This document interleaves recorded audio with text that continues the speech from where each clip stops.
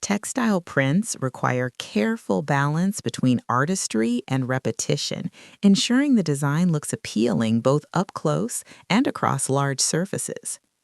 Today we are explore how to design seamless textile prints. Launch Photoshop and create a square document around 1800 pixels for high-resolution detail. Draw or import motifs like florals or ornaments and arrange them naturally across the canvas with varied rotation for realism. Use Filter, Other, Offset to reveal seams and adjust elements along edges so transitions become invisible. Apply soft gradients or texture overlay